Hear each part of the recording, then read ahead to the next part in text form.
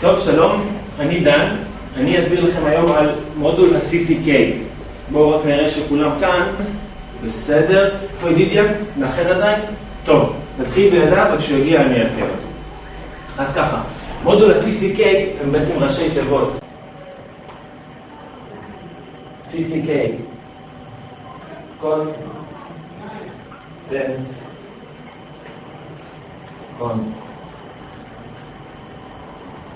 רק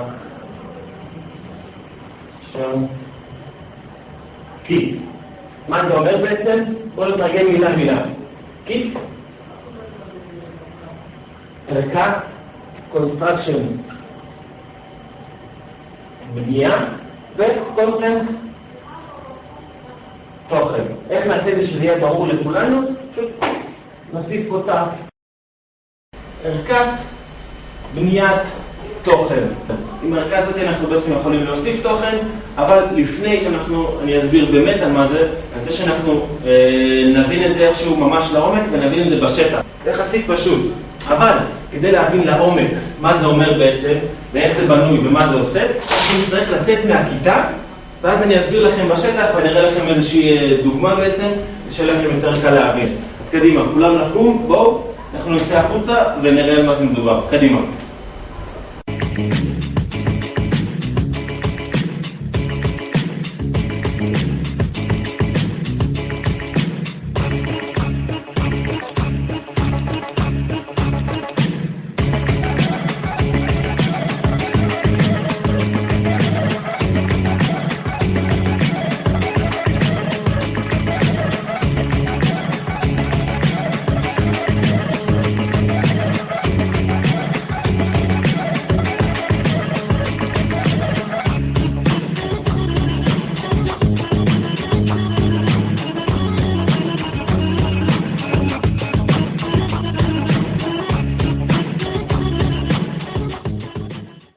טוב, אז תתארו לעצמכם שהאתר שלכם הוא בניין.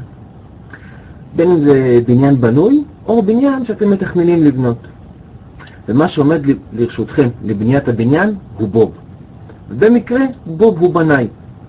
בוב יודע לעשות רק מספר דברים מוגבל. דברים שהוא למד באקדמיה. ולכן בוב יכול לעזור לכם לבנות רק עד רמה מסוימת. בוב יודע לבנות בניינים דומים אחד לשני, ובסוף מה שאתם מקבלים זה בניין עד רמה מסוימת. בוב יודע לבנות רק בניינים דומים אחד לשני, ובסוף אתם מקבלים בניין כמו שיש לכולם, שום דבר מיוחד. כאן בדיוק נכנס לפעולה ה-CCK. הדבר הפשוט והמבריק שהכלי הזה מבצע, הוא מלמד את בוב לעשות שינויים ותוספות לבניין שלכם. מייחד אותו. הוא עושה לכם איפה, כמה ואיזה שינויים שאתם רוצים ואיפה שאתם רוצים שיהיו באתר, בבניין שלכם. יפה. ועכשיו בואו נחזור לכיתה כדי לראות אותו בפעולה. לא את בוב, את ה-CCK.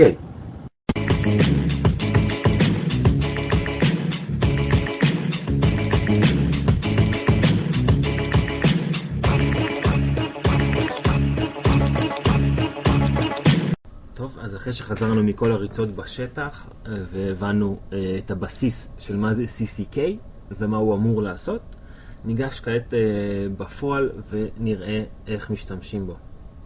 קודם כל אנחנו צריכים להיכנס כמובן לאתר של דרופל ולהוריד אותו משם, אבל כמובן שאנחנו כבר מכירים, אז אני לא אעלה אתכם בפרטים, ואני רק אראה שאנחנו מתקינים אותו ב-XAMPP htdocs בשם של האתר, modules, מתקינים את התיקייה של ה-CCK, וזהו, זה הכל. ברגע שזה מוכן אנחנו עוברים לדבר הבא, שזה כניסה לאתר וכניסה לאזור הרכיבים. ברגע שנכנסנו לאזור הרכיבים אנחנו מתחילים לגלגל למטה, ויש לנו את תיבת ה-CCK.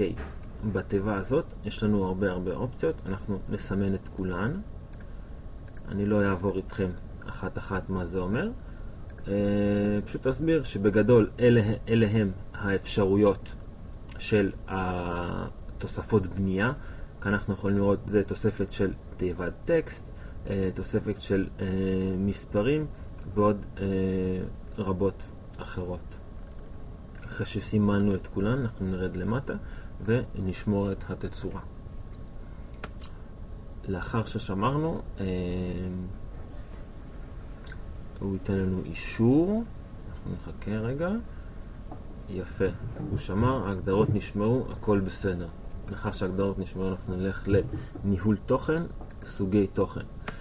כאמור, אנחנו יכולים לעבוד ולשנות כל סוג תוכן שהוא, בין אם זה ספר, פורום, בלוג, כתבה או עמוד. אנחנו כרגע נעבוד עם כתבה, סתם לשם נוחות, אבל כאמור אפשר לגעת בכל דבר.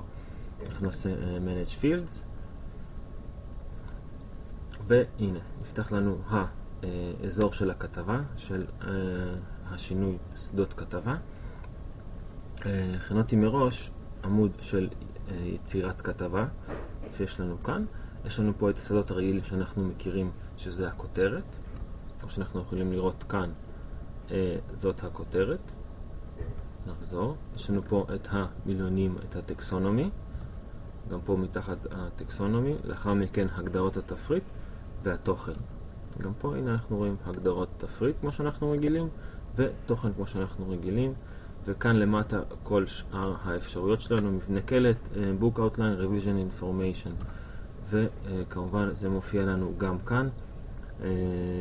הנה התוכן, ספר, Revision וכל שאר הדברים שאנחנו מכירים. ומה נתן לנו ה-CCK? יש פה מילה קטנה שקוראים לה add, להוסיף.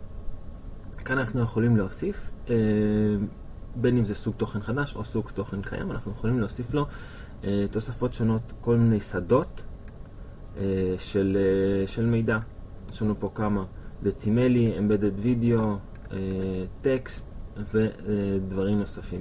אנחנו נעשה כרגע דוגמה לשם המחשה. אנחנו נוסיף שדה טקסט. ניתן לו שם, נקרא לו שדה טקסט חדש.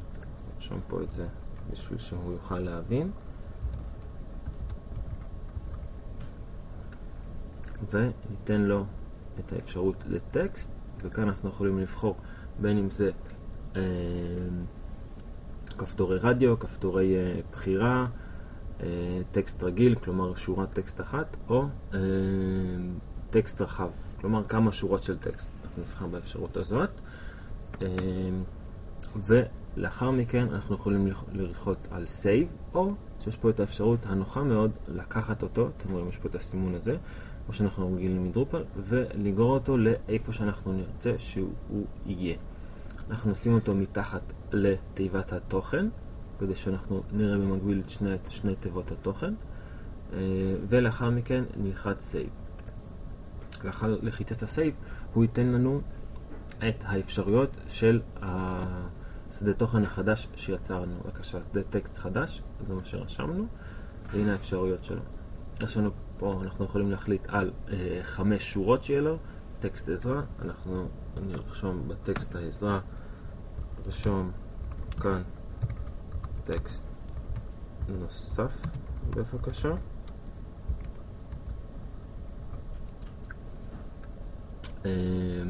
פה אנחנו יכולים לעשות שיהיה כתוב כבר בתוך השדה משהו. אנחנו נרשום פה משהו, שנוכל לראות איפה זה נמצא. או להוסיף קוד PHP, אנחנו לא נרצה לעשות את זה. יש פה אפשרות לבקש שזה יהיה נדרש, כלומר נדרש לרשום שם משהו. מספר values קיימים בתוך השדה הזה, כרגע לא רלוונטי אלינו, נשאיר את זה על 1. האם זה יהיה טקסט פשוט או פילטר טקסט, נשאיר את זה על טקסט רגיל. אורך הטקסט נשאיר את זה על 0, כלומר על בלתי מוגבל. ואיזה משתנים אנחנו מרשים לו, אנחנו כרגע נשאיר את זה על טקסט רגיל, ככה שזה לא משנה לנו. ונלחץ שמור. לחצנו שמור, ואנחנו כבר רואים שנוספה פה שורה של שדה טקסט חדש, וכל מה שהגדרנו, שוב מכאן ניתן להגדיר אותה או להסיר אותה. ונחזור לכתבה שאנחנו רואים, כמובן זה כרגע עדיין בפורמט הישן, עד שאנחנו נלחץ על רענן.